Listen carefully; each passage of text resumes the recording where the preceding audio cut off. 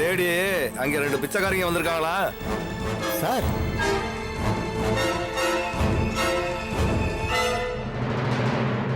Sir என்ன sir சொல்றீங்க? உன்னை தேடி வந்திருக்கானுங்களையா? அவங்க 2 பேரையும் உன் ஆபீஸ்க்குள்ள நுழையும் போதே நான் பார்த்துட்டேன். அதுக்கு தான் உனக்கே நான் இப்போ ஃபோன் பண்றேன். நீ என்ன பண்றேன்னா அவங்க கேட்ட விஷயத்தை செய்ய முடியாதுன்னு சொல்லி அனுப்பிடியா? சார் இது சாதாரண கேஸ் தான், எப்படி சார் முடியாதுன்னு சொல்றது? யோ ராமகிருஷ்ணா, உனக்கு வேணா இது சாதாரண கேஸா இருக்கலாம், ஆனா எனக்கு அப்படி இல்ல. அதனால தான் சொல்றேன். இத பாரு, அந்த பிரகாஷ வெளியில எடுக்க முடியாதுன்னு சொல்லி அவங்கள்ட்ட பயங்காட்டி அனுப்பியா? நீங்க சொல்றபடியே செஞ்சிடறேன் சார். ஆனாலும் எதுக்காக இப்படி சொல்றீங்கன்னு கொஞ்சம் தெளிவுபடுத்திங்கன்னா நல்லா இருக்கும். சரி, வக்கீல்கிட்ட உண்மையை மறைக்க கூடாதுன்னு சொல்ற அதானே? சரி, உண்மையை சொல்லிடுறேன். அந்த பிரகாஷ் வேற யாரும் இல்லையா, என் மகன் தான்.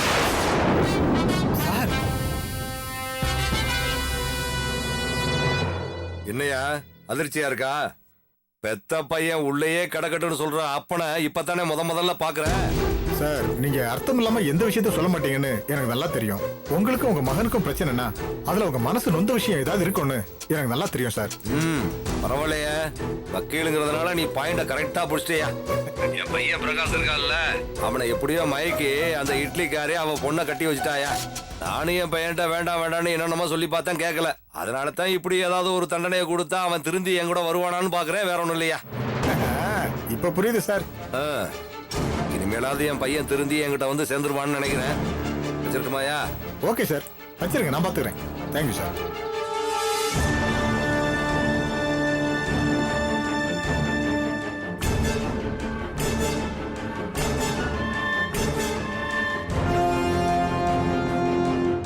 என்ன சார், ஸ்டேஷனுக்கு கிளம்பலாங்களா? ஸ்டேஷனுக்கா? அதெல்லாம் வேஸ்ட்டுமா, நீங்க பேசாம வீட்டுக்கு கிளம்புங்க.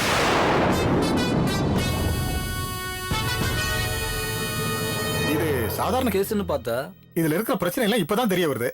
எதுக்குமா அந்த வம்பெல்லாம்? நீங்க பேசாம கிளம்புங்க. என்ன சார் சொல்றீங்க? ரொம்ப சாதாரண கேஸ், உங்க மருமகளை சுலபமா வெளியெடுத்தலாம் இப்பதானே சொன்னீங்க. அதுக்குள்ள என்ன திடீர்னு ரொம்ப கஷ்டம் பிரச்சனை என்னெல்லாம் பேசுறீங்க? ஆமா சொன்னேன், இது வெறும் அடிதடி கேஸ் மட்டும் இல்லம்மா, கொலை முயற்சி, புரியுதுங்களா? அது மட்டும் இல்லம்மா, ஆளைய அடிச்சு நொறுக்கி பணத்தை கொள்ளடிச்சிருக்காங்க. இதுக்கெல்லாம் ஈஸியா பயில் வாங்க முடியாதுமா. சார் சார் சார், இதெல்லாம் அந்த அபிராமி என் மருமக மேல வீணா பொய்யா புகார் கொடுத்திருக்கா. இதெல்லாம் நீங்க உண்மையா நம்புறீங்களா? இத பாருங்கம்மா, உண்மையோ பொய்யோ உங்க மருமகனை வெளியே கொண்டு வர முடியாது, அத முத புரிஞ்சுக்கங்க.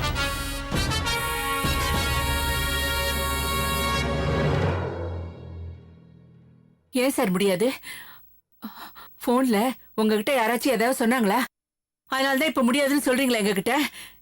வேற யாரும் சொல்லலம்மா, பிரகாஷோட அப்பா கோதண்டம் தான் பையன் வெளியே இருக்க கூடாதுன்னு சொல்றாரு.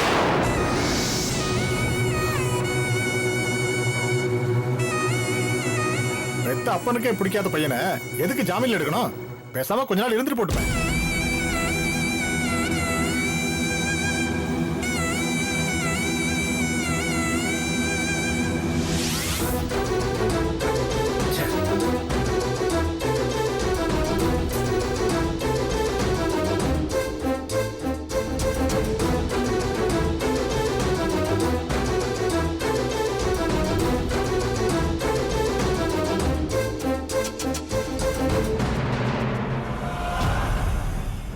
என்ன வினோத், நான் அன்னைக்கே சொன்னேன் பணம் போட்டு பார்ட்னர்ஷிப் டீல் ரெடி பண்ணிடுவோன்னு. நீ தான் ஏதோ நல்ல நாள் வந்தா பாத்துக்கலான்னு. நீ சொன்ன நல்ல நாளும் வந்துடுச்சு, நல்ல நேரமும் வந்துடுச்சு. ஆனா உன்னோட பங்கு பணம் தான் இன்னும் வரல. டேய் கொஞ்சம் வெயிட் பண்றா, என் ஒய்ஃப் பணத்தோட வந்துருவா. அரை மணி நேரமா இதே பதில் தான் சொல்லிக்கிட்டு இருக்க, ஆனா பணம் தான் வந்த மாதிரி தெரியல.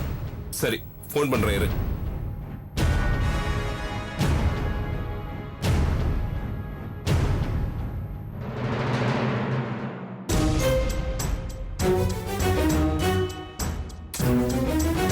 ஏன் கட் பண்றா?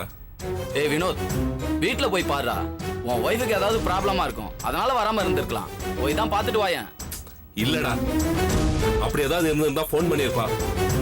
ஏன் இன்னும் வரல இவ? என்னங்க?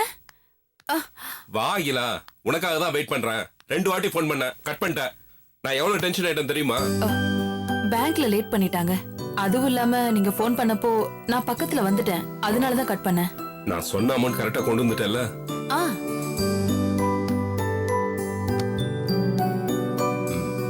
ஓகே. டேய், பணம் கரெக்டா இருக்கான்னு செக் பண்ணிக்கோங்க. சரிடா.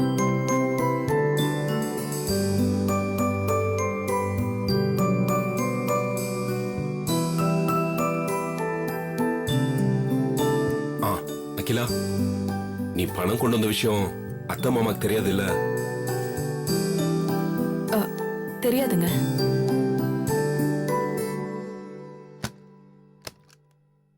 ஓகே வினோத், பணம்லாம் சரியா இருக்கு. அக்ரிமெண்ட்ல சைன் பண்ணிடலாம். சைன் பண்றேன்.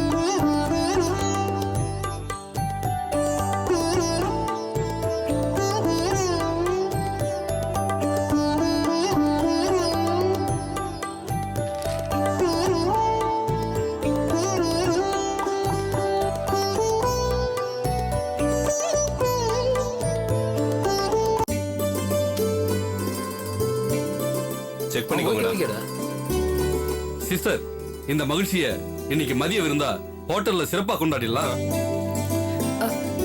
ஐயோ இல்லங்க, எனக்கு வீட்ல நிறைய வேலை இருக்கு. என்ன சிஸ்டர், இன்னைக்கு ஒரு நாளைக்கு வீட்டு வேலைக்கு லீவ் விட்டுறலாமே?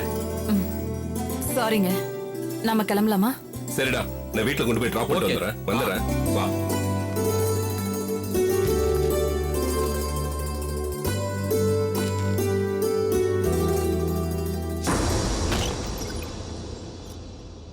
ரவி, டே கல்யாணம், வா வா வா வா வா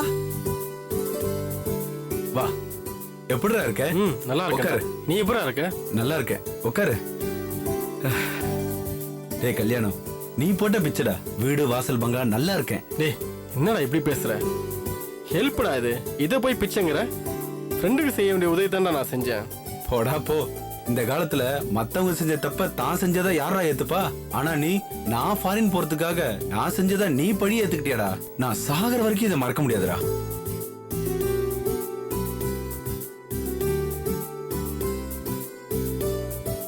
பிரியா, இவர ஞாபகம் இருக்கா? இவரு ஃப்ரெண்டுமா, மேரேஜ் கூட வந்தானே, பேரு கல்யாண். மறந்துட்டியா? ஓ, அவரா? இவரை மறக்க முடியுமா? வணக்கங்க. வணக்கம்மா. இவர் உங்களை பத்தி பேசாத நாளே கிடையாது. இவருக்கு எத்தனை ஃப்ரெண்ட்ஸ் இருந்தாலும் உங்களுக்குன்னு மனசுல தனி இடமே போட்டு வச்சிருக்காரு. அப்படிலாம் சொல்லாதீங்க. நானும் மத்தவங்க மாதிரி தான். மத்தவங்களை விட நீங்க ஒரு படி மேல. இவருக்கு மட்டும் இல்ல, எனக்கும் தான். நீங்க மட்டும் அன்னைக்கு ஆக்சிடென்ட் பண்ணது இவர்தான் கை காமிச்சிருந்தீங்கன்னு வச்சுக்கோங்க, இன்னைக்கு கணவன் மனைவியா உங்க முன்னாடி நாங்க இருந்திருக்க முடியாது. பரவாயில்லம்மா. அப்ப நான் என் மனசுல பட்டதை செஞ்சேன், அவ்வளவுதான். ஹே, என்ன அப்படி ஈஸியா சொல்லிட்ட? நீ செஞ்ச உதவி எவ்வளவு பெரிய விஷயம் தெரியுமா? நான் வாழற வாழ்க்கை, அதோட மதிப்பு எனக்கு தானே தெரியும். சரி சரி, பேசிட்டே சாப்பிடலாம் வாங்க. இல்லம்மா, நான் இன்னொரு நாளைக்கு சாப்பிட்டுக்கிறேன். ஏன், எங்க வீட்ல 2 பேருக்கு மட்டும் தான் சாப்பாடு செஞ்சு வச்சிருக்கோம்னு நினைச்சிட்டு இருக்கீங்களா? எப்பவுமே எங்க வீட்ல விருந்து சாப்பாடு மாதிரி தான் ரெடி பண்ணுவோம். வாங்க. ஐயோ பரவாயில்லைங்க, நான் இன்னொரு நாளைக்கு சாப்பிட்டு. வாடா சாப்பிடலாம். டேய் இல்லடா, இவன் இப்பெல்லாம் சொன்னா கேட்க மாட்டாமா? வாடா.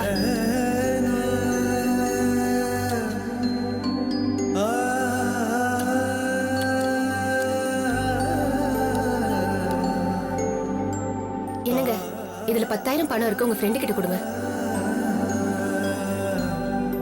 டே கல்யாண், இந்தா சின்ன கிஃப்ட். என்னடா இது? 10,000 ரூபா இருக்கு, செலவு வச்சுக்க. இதெல்லாம் எதுக்குடா? அப்படிலாம் சொல்லக்கூடாது, பிடி வச்சுக்கன்னு சொல்றேன்ல. அப்புறம் கல்யாணம்லாம் ஆயிடுச்சுன்னு கேள்விப்பட்டேன். மேரேஜ் லைஃப்லாம் எப்படி போகுது? நல்லா தான்டா இருக்கு. வேலையெல்லாம் எப்படி இருக்கு? ப்ரமோஷன் வாங்கிட்டியா? எதிர்பார்த்துட்டு இருக்கேன், கூடிய சீக்கிரமா கிடைச்சிரும். இன்னைக்கு என்ன ஆஃபீஸ் லீவா? ஆமாண்டா, வீட்டில் ஒரு சின்ன ப்ராப்ளம். அதான் லீவ் போட்டு உங்ககிட்ட ஒரு சின்ன ஹெல்ப் கேட்கலான்னு வந்தேன். என்னடா வேணும் உனக்கு? தயங்காம கேளு. ஏய், எனக்கு இப்போ அவசரமாக 2 லட்சம் தேவைப்படுது. அதான் இப்போ உன்கிட்ட கேட்கலான்னு வந்தேன். ஏய், நான் மாசம் மாசம் கொஞ்சம் கொஞ்சமாக திருப்பி கொடுத்துருவேன். என்னங்க நீங்க திடீர்னு இப்படி கேக்குறீங்க? நாங்களே இப்பதான் கையில இருக்கிற கொஞ்சம் பணத்தை போட்டு திருவிடை மருதூர்ல ஒரு இடம் வாங்கினோம். அதுல வீடு கட்டுறதுக்கு எங்க கையில பணம் இல்லாம நாங்களே பேங்க் லோனுக்கு அலைஞ்சிட்டு இருக்கோம். அவங்க என்னடானா இனிஷியல் அமௌண்ட் கட்டுங்க அப்படின்னு சொல்றாங்க. அதுக்கே நாங்க வெளியில வட்டிக்கு தான் கேட்டுட்டு இருக்கோம். இப்ப போய் எங்க கிட்ட 2 லட்சம் ரூபாய் கேட்டுட்டு இருக்கீங்க. ஒரு 2-3 மாசத்துக்கு முன்னாடி கேட்டிருந்தா கூட கொடுத்திருப்போம். இப்ப கேட்டு எங்களை இல்லைன்னு சொல்ல வச்சிட்டீங்களே. இத சொல்றதுக்கு எங்களுக்கு எவ்வளவு வருத்தமா இருக்கு தெரியுமா? எங்க வீட்டுக்காருக்கு நீங்க பெரிய உதவி பண்ணிருக்கீங்க. நீங்க கேட்டு ஒரு சின்ன உதவி கூட செய்ய முடியாம போச்சேன்னு ரொம்ப ஃபீலிங்கா இருக்கு. ஐயோ நீங்க வேற இதுக்கு போய் நீங்க ஏன் ஃபீல் பண்றீங்க? நான் உங்க நிலைமை தெரியாம கேட்டேன். பரவாயில்ல, வெளியே நான் எங்கேயாவது வாங்கிக்கிறேன். தயவு செஞ்சு தப்பா நினைச்சுக்காதீங்க. இப்ப மட்டும் எப்படியாவது சமாளிச்சுக்கோங்க. ஒரு 4-5 வருஷம் போச்சுன்னா நாங்களும் கடன்ல இருந்து ரிலீவ் ஆயிடுவோம். அப்புறம் உங்களுக்கு 2 லட்சம் என்ன 20 லட்சமே தரோம். பரவாயில்லம்மா, முதல்ல நீங்க உங்க ப்ராப்ளத்தெல்லாம் சால்வ் பண்ணுங்க. ரவி, சாரிடா, பணம் கேட்டு கொடுக்க முடியாம போச்சுன்னு நீ ஃபீல் பண்ணாத. நான் வரட்டுமா? வரமா? ம். பாத்துக்கூட. அப்பா எப்படி ஒரு தொல்லை ஒழிஞ்சது. ஏ பிரியா, ஆ? ஏன் போய் சொன்ன? நம்ம இடமும் வாங்கல, லோனும் வாங்கல, யாருக்கிட்டையும் வட்டி கேட்டு கையேந்தவே இல்லையே. அப்படி இருக்கும்போது அவன் பணம் கேட்கும்போது ஏன் இல்லைன்னு சொன்ன? 2 லட்சம் ரூபாய் கொடுத்தா குறைஞ்சா போயிடுவான். ஏன் பேச மாட்டீங்க? அவர் கேட்டாருன்னு கொடுக்க ஆரம்பிச்சா அப்புறம் அதுவே பழக்கமாயிடும். அதனாலதான் இந்த விஷயத்த ஆரம்பத்திலே கட் பண்ணணும்னு நினைச்சு அப்படி சொன்னேன். என்ன இருந்தாலும் நீ அப்படி சொல்லிருக்க கூடாது. பாவம், அவன் முகம் எப்படி வாடி போச்சு பாத்தியா? பொம்பளை பாவம்னு பார்த்தா புள்ளத்தாச்சி ஆயிடுவா, ஆம்பளை பாவம்னு பார்த்தா ஓட்டாண்டி ஆயிடுவான்னு பெரியவங்க சொன்னது மறந்து போச்சா? அதுக்காக அவ்வளவு பெரிய உதவி செஞ்சவனுக்கு ஒரு சின்ன உதவி கூட செய்ய முடியாம பண்ணிட்டியே. அவன் பாவம், என்ன பிரச்சனைக்காக வந்தானோ அந்த பிரச்சனை எப்படி தீர்ப்பானே தெரியல. இப்ப எதுக்கு நீங்க ஃபீல் பண்ணிட்டு இருக்கீங்க? உங்க ஃப்ரெண்டுக்கு என்ன நீங்க ஒரு உதவி செய்யாம இருக்கீங்களா? வீடு தேடி வந்தவருக்கு வயிறு நிறைய சாப்பாடு போட்டிருக்கீங்க. செஞ்ச உதவிக்கு கைமாறா 10,000 கொடுத்து விட்டுருக்கீங்க. இதுக்கு மேல என்ன பண்ணணும்? அவர் பண்ண உதவிக்கு இதுவே.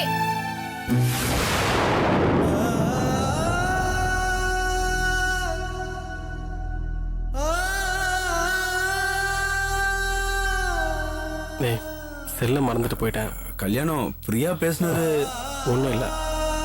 இந்தா நீ கொடுத்த 10,000. ஏய், முதல்ல போடுறா. பாவம், நீங்களே ரொம்ப கஷ்டத்தில் இருக்கீங்க. இந்த நேரத்தில் இந்த பணம் உனக்கும் உன் ஒய்ஃப்க்கும் ரொம்ப யூஸ்ஃபுல்லாக இருக்கும்டா. வச்சுக்கோ. நான் வரட்டுமா? வரமா? டே கல்யாணம், பாத்தீங்களா உங்க ஃப்ரெண்டுக்கு எவ்வளவு வாய் கொழுப்புன்னு? நமக்கு பணப்பிச்சை போடுறதா சொல்லாம சொல்லிட்டு போறாரு. அவன் மானஸ்தண்டி, என்ன மாதிரி சூடு சொரணம் இல்லாதவன் இல்ல. இந்தா.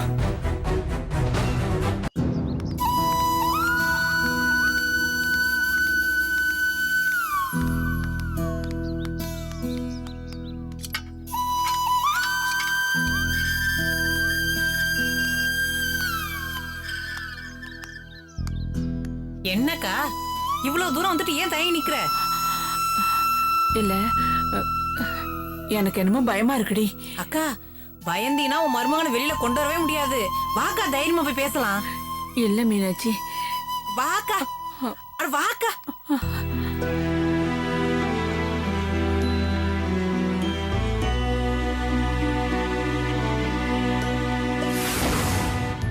சம்மந்தியும் கூப்பிடுக்கா.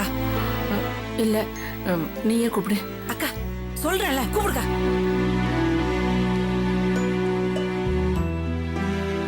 சம்மந்தி,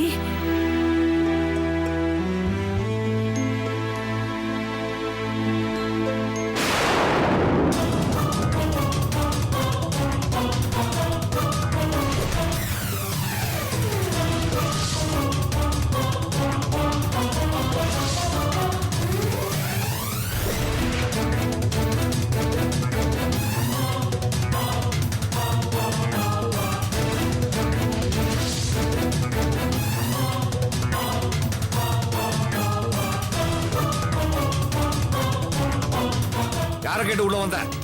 மரியாதையா வெளியில போ. ஐயோ சம்மந்தி, சம்மந்தி, உங்களை தான் மலை போல நம்பி வந்திருக்கோம். தயவு செஞ்சு எங்களை வெளியே போன்னு துரத்திடாதீங்க சம்மந்தி. ஒப்பாரிய கேக்குறதுக்குலாம் எனக்கு நேரம் இல்ல. வெளியில போறியா இல்லையா நீ? ஐயா, தயவு செஞ்சு நாங்க என்ன சொல்ல வந்தோம்னு கேளுங்க. என்ன இவனை கொத்து உதுறியா? உன்னை பத்தி எனக்கு தெரியாதா? வீட்டை விட்டு வெளியே வந்த பையனை மடக்கி கூட்டிட்டு போய் இவன் பொண்ணு இடத்துல தாலி கட்ட வச்சவதானே நீ? இங்க பாரு, என் முன்னாடி நிக்கிறது கூட உனக்கு யோக்கியது இல்ல. மரியாதை அவளை கூட்டிட்டு வெளியே போயிடு. இல்லைன்னா நான் என்ன செய்வேன்னு எனக்கே தெரியாது.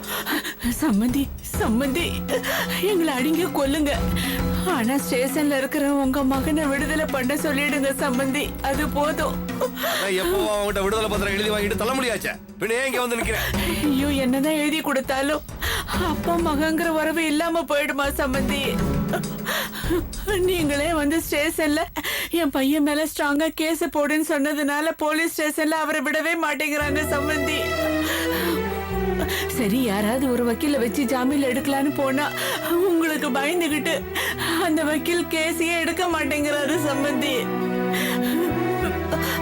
சம்மந்தி தயவு செஞ்சு உங்க பையனை வெளியே எடுக்கிறதுக்கு உதவி பண்ணுங்க சம்மந்தி. சம்மந்தி சம்மந்தி உங்க கால விடாத சம்மந்தி. இல்ல சம்மந்தி இல்ல, உங்க பையனை நீங்க வெளியில எடுக்கிறேன்னு சொல்லுங்க. அப்பதான் நான் எழுந்திருப்பேன். இல்லன்னா உங்க காலடியிலே உயிரை விட்டுருவேன். உங்க பையனை வெளியில எடுக்கிறேன்னு சொல்லுங்க சம்மந்தி. சொல்லுங்க. என் பையனை ரிலீஸ் பண்ணி கொண்டாரு. சொல்றாருல எழுந்திருக்கா.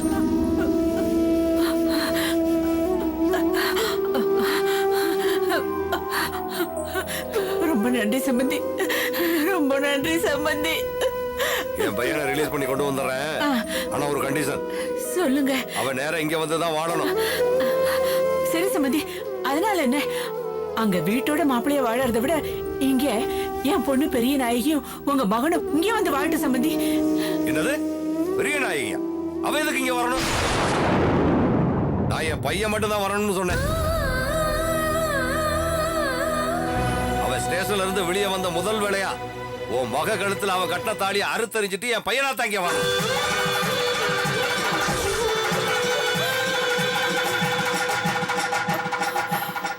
இதுக்கு நீ சம்மதிச்சா இப்பவே நான் அவனை ரிலீஸ் பண்ண சொல்றேன். என்ன சம்பந்தி பேசுறீங்க? சின்ன ஜெர்சுங்க நல்லா வாழட்டும்னு ஆசீர்வாதம் பண்ண வேண்டிய நீங்களே தாலி அறுத்தறிஞ்சிட்டு வரட்டும்னு சொல்றீங்களே, இது உங்களுக்கே நியாயமா? நீ எனக்கு புத்தி சொல்றியா?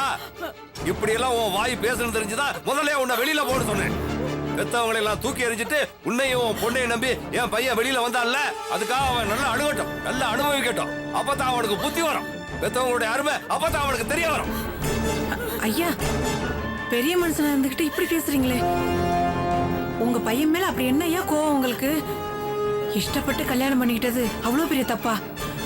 அவங்க 2 பேரும் கல்யாணம் பண்ணிக்கிட்டாங்களே தவிர இன்னும் சேர்ந்து வாழவே ஆரம்பிக்கல ஐயா. அதுக்குள்ள தாலி அறுத்து எரிஞ்சிட்டு வரட்டும்னு சொல்றீங்க. உங்க மனசுல ஈரமே இல்லையா?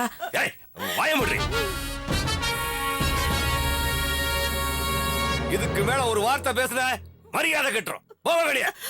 சம்மந்தி நான் சொல்றேன். வெளியே போங்க. கண்ணு முன்னாடி நீங்க